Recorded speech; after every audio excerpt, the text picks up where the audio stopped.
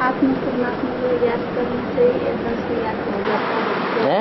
आत्मा परमात्मा को याद करने से याददाश्त याद हो जाता है क्या? और अपना 84 पाठ को याद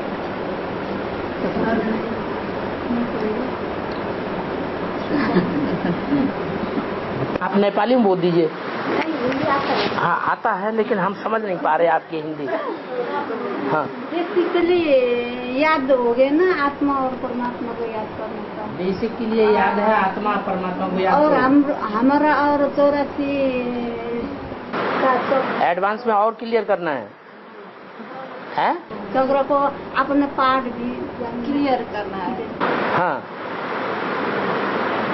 माने बेसिक में भी समझाया जाता है आत्मा समझ परमात्मा को याद करो, और एडवांस में भी समझाया जाता है अपन को आत्मा समझ परमात्मा बाप को याद करो। लेकिन अंतर ये पड़ता है कि यहाँ आत्मा आत्मा कह तो देते हैं अपन को, आत्मा समझो आत्मा समझो। अब जो आत्मा बिंदी ये सो ये सो ये सो ये, फर्क क्या हुआ आत्मा समझने से?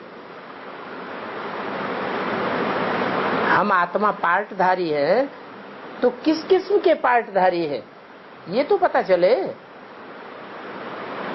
इस रंगमंच पर हम पार्ट बजाने वाली आत्मा किस ग्रुप की आत्मा है, किस देश विदेश में, देश विशेष में हमने पार्ट बजाया है, किस धर्म विशेष में हमने पार्ट बजाया है,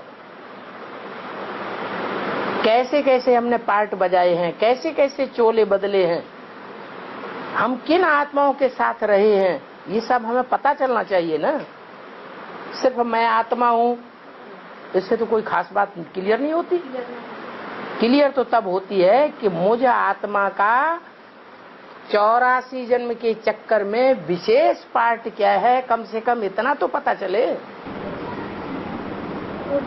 बाबा अब हमारे पास कब खुलेगा? मंथन करने से। हाँ तो अब ये बात पूरी थोड़ी हुई। तो बेसिक में तो सिर्फ कहते हैं कि आत्मा समझो, लेकिन आत्मा समझने के साथ साथ, कहने के साथ साथ कंसंट्रेशन नहीं करते हैं बिंदी के ऊपर। आत्मा हूँ आत्मा हूँ आत्मा हूँ कहने से कुछ नहीं होगा।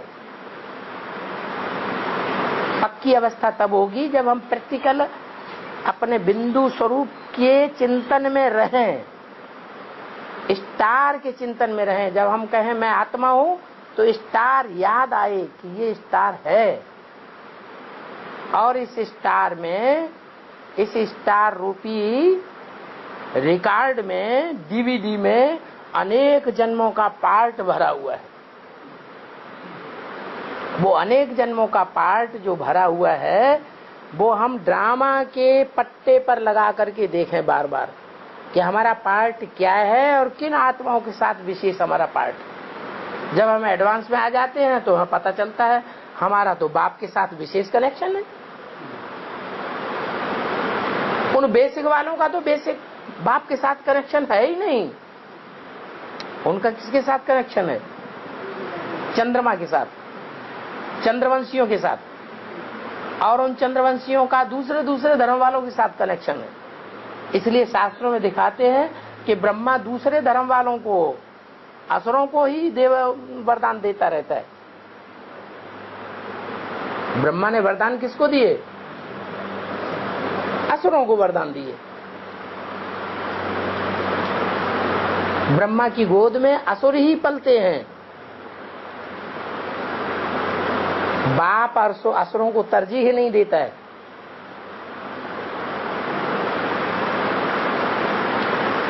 माँ अबला हो जाती है। कब? जब गीता का भगवान कृष्ण बन जाता है। आज घर घर में यही हालत है। माताएं जो हैं वो बच्चों के अधीन हो जाती है। अगर खुदा न खास्ता बाप कहीं चला जाए या शरीर छोड़ जाए तो बच्चों के अधीन क्यों हो जाती हैं? क्योंकि बच्चे जो हैं वो गीता के भगवान, जैसे पति परमेश्वर होता है ना, वैसे माँ के ऊपर कब्जा जमा करके बैठ जाते हैं। माँ के कंट्रोल में नहीं चलते, बल्कि माँ को अपने कंट्रोल में चलाते हैं। यही हालत ब्रह्मा की हुई। यज्ञ के आदि में जब प्रजापिता चला गया तो बच्चों ने माँ को पटा लिया अच्छी तरह से, और ब्रह्मा की गोद में जिसने जो चाही वैसी किलकारियां मारी। ब्रह्मा बाबा सीधे साधे स्वभाव संस्कारिक जैसे माताएं होती हैं, भोली भाली, उन बच्चों की इच्छाएं पूरी करते रहे। तो बच्चे बिगड़ेंगे या सुधरेंगे? बाप का कंट्रोल नहीं है तो बच्चे बिगड़ गए। वो सारे ही चंद्रवंश की औलाद हैं। जो बाप ज्ञान सागर को नहीं जानते हैं, मां को तरजीह देने वाले बच्चे हैं। इसलिए बाबा ने बोला है, जो आसुरी संप्रदाय होते हैं वो मां की पूजा करते हैं। माता की पूजा करने वाले हैं आसुरी संप्रदाय।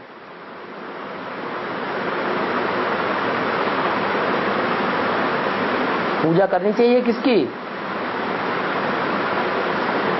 एक की करनी चाहिए, दो की? तो एक कौन? बड़े से बड़ा, ऊंच से ऊंच को पकड़ना है या नीच को पकड़ना है? हैं? माँ के लिए भी ऊंचा कौन है? हैं? बाप है। लेकिन बाप खुदा न खास्ता चला जाता है, शरीर छोड़ जाता है, तो माँ को किसके अधीन रहना पड़ता है? बच्चों के अधीन रहना पड़ता है। तो बात बदल जाती है। इसलिए बताया कि एक बाप दूसरा न कोई। लेकिन इस बात को ब्राह्मण बच्चे नहीं समझ सके और ब्रह्मा कुमारी ईश्वरी विश्वविद्यालय का नाम बाला हो गया। प्रजापिता को सब भूल गए, पीहू की बात ही उड़ गई, कृष्ण गीता का भगवान हो गया। कृष्ण उर्फ दादा लेखराज।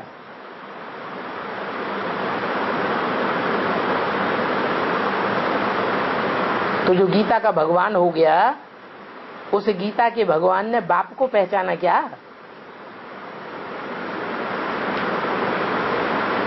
हाँ पहचाना। क्या पहचाना? बिंदी। अच्छा, बिंदी कैसे स्वर्ग स्थापन करेगी? बाप है, हेवनली गॉडफादर कहा जाता है। हर धर्म में हेवनली गॉडफादर कहा जाता है।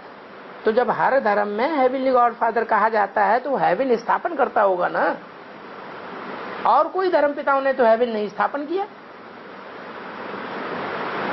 तो हेवन स्थापन क्या बिंदी रूप में फुदक फुदक के हेवन स्थापन करता है, या साकार चोले में आकर के हेवन स्थापन करता है? और धर्म पिताओं ने तो राजधानी स्थापन नहीं की, और धर्म पिताओं ने तो राजाई स्थापन नहीं की, सिर्फ अपना धर्म स्थापन करके चले गए। बाप की तो ये शिफ्ट है कि वो राजधानी भी स्थापन करता है और राजाई भी स्थापन करके जाता है, देवी देवता सनातन धर्म स्थापन करके जाता है। ब्रह्मा का शरीर छूट गया, राजाई स्थापन हुई, राजधानी स्थापन हो गई। ब्रह्मा से ब्राह्मण तो बने, लेकिन क्या ऊंची कोटि के ब्राह्मण बने या खिचड़ी ब्राह्मण बने? नौकुरियों के ब्राह्मण तैयार हुए या श्रेष्ठ कुरी के ब्राह्मण तैयार हुए? सूर्यवंशी हैं? कौन सी कुरी के ब्राह्मण तैयार हुए? ब्राह्मणों की 9 कुरियां गाई हुई हैं, एक से एक ऊंची कुरी मानी जाती है। तो क्या सूर्यवंश से स्थापन हुआ? नहीं हुआ। चंद्रमा से तो ज्यादा से ज्यादा चंद्रवंश स्थापन हो सकता है, बस। और अगर वंश तैयार होंगे तो वो नीचे वाले नीचे वंश तैयार होंगे। इसी त्रेता में चंद्रवंश होता है, तो चंद्रवंश के बाद फिर इस्लामी, बौद्धिक, क्रिश्चियन आदि दूसरे धर्म आते हैं। सूर्यवंश से डायरेक्ट नहीं आता है कोई इस्लामी बौद्ध क्रिश्चियन। सूर्यवंश के बाद बीच में चंद्रवंश लगा हुआ है।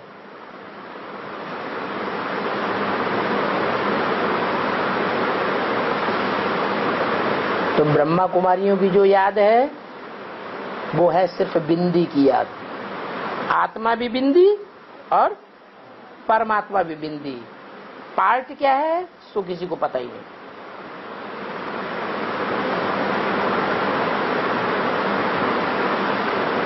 उनका धंधा भी तो पता चलना चाहिए। आत्माओं का धंधा क्या है, परमपिता परमात्मा का धंधा क्या है। परमात्मा बाप इस सृष्टि पर आते हैं तो वो क्या ऑक्यूपेशन करके जाते हैं जिससे स्वर्ग स्थापन होता है, इस बात का पता ही नहीं। और हम हर चीज की जानकारी करते हैं पहले एडवांस में, फिर हम बाप को याद करते हैं। बाप का प्रैक्टिकल रूप हमारे सामने है, उनके सामने बाप का प्रैक्टिकल रूप नहीं है। वो कहते हैं कि हमारा बाप ब्रह्मा है, लेकिन ब्रह्मा तो शरीर छोड़ के चले गए, उन्होंने प्रैक्टिकल में स्वर्ग तो स्थापन किया नहीं। तो वास्ट डिफरेंट हो जाता है, भारी अंतर हो गया हमारी याद में और उनकी याद में। उनकी याद है जैसे भक्ति मार्ग वालों की याद, बिना सोचे समझे ऐसे ही याद करते रहते हैं भगवान भगवान भगवान। हम तो समझ करके याद करते हैं भगवान क्या चीज है, क्या करके करता है, क्या परिवर्तन करता है, कैसे परिवर्तन करता है, कब तक परिवर्तन होता है। एक एक बात की गहराई में हम जाते हैं।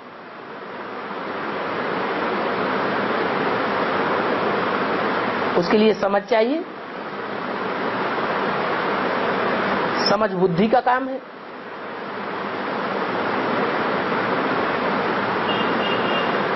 बुद्धि का कंट्रोल मन के ऊपर चाहिए।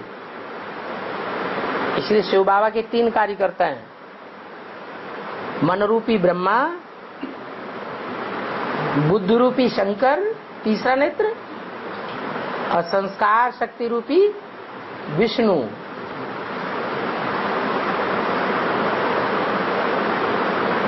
परिवर्तन करने का निमित्त कौन बनेगा? संस्कार हैं। संस्कारों को कौन परिवर्तन करेगा? मन परिवर्तन करेगा?